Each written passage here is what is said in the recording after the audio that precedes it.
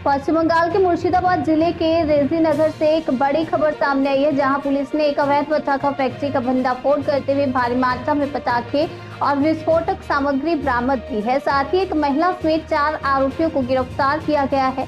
शुक्रवार शाम रेजी नगर थाना प्रभारी उत्पल दास और बेलडांगा के एसडीपीओ उत्तम गायन के नेतृत्व में पुलिस टीम ने फरीदपुर गांव के दासवाड़ा इलाके में छापा मारा।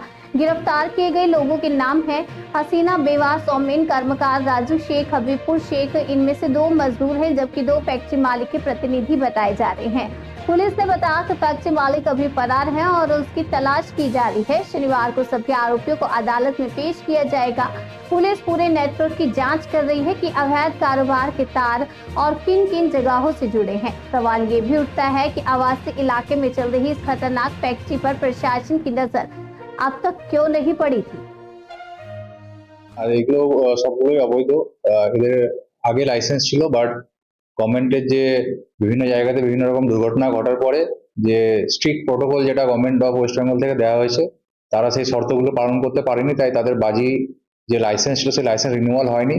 তারা অবৈধভাবে বাজি বানাচ্ছিল এবং আমাদের কাছে স্পেসিফিক ইনফরমেশন আসার পরে আমার নেতৃত্বে ওসি রেজিনগর এবং তার টিম আমরা ওখানে পৌঁছাই, দাসপাড়া ভিলেজ, রেজিনগর থানার আন্ডারে।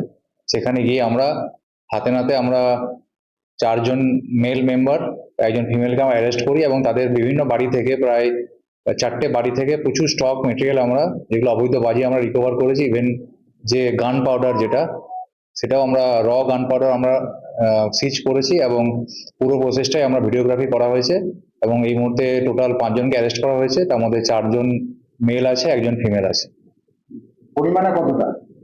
যেটা গান পাউডার সেটা প্রায় 17.7 কেজি, আর যেটা হচ্ছে ম্যানুফ্যাকচারিং যেগুলো বিভিন্ন রকমের বাজি যেগুলো, সেগুলো প্রায় 139 কেজি আমরা পেয়েছি। এছাড়া আরো বিভিন্ন যেগুলো দিয়ে তৈরি হয় বা যে বাঁশের মেটেরিয়াল, সেগুলো আমরা পেয়েছি। তাদের একজনের নাম হচ্ছে, একজন মহিলা আছে, তার নাম হচ্ছে আপনার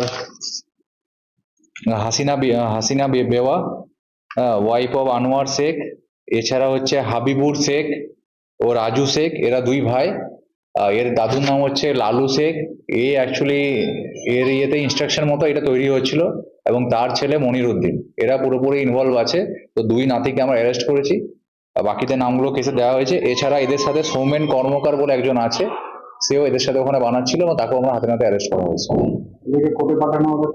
কালকে কোর্টে পাঠানো হবে এবং এদেরকে পিসিতে নেওয়া হবে এবং এর সাথে পিসি 10 ডেজের প্রেয়ার দেওয়া হবে, লার্নেড কোর্ট যেটা অ্যালাউ করবে। আর এর সাথে যারা যারা ইনভলভ আছে তাদের নামগুলো আমরা পেয়েছি, তদন্তের স্বার্থে এই মুহূর্তে নামগুলো আমরা রিভিল করছি না। যারা যারা ইনভলভ আছে তাদের প্রত্যেক অ্যারেস্ট করা হবে। আর আপনাদের সংবাদ মাধ্যমের মাধ্যমে এটুকু আমি দিতে চাই, যারা অবৈধ বাজি কারখানা আছে, এরকম অবৈধ বাজি কারখানা কোথাও চলবে না। আমাদেরকে যদি কোনো স্পেসিফিক ইনফরমেশন থাকে আমরা রেড করবো এবং যারা যারা এর মধ্যে ইনভলভ আছে প্রত্যেককে অ্যারেস্ট করা হবে এবং আইনের দরবারে পাঠানো হবে।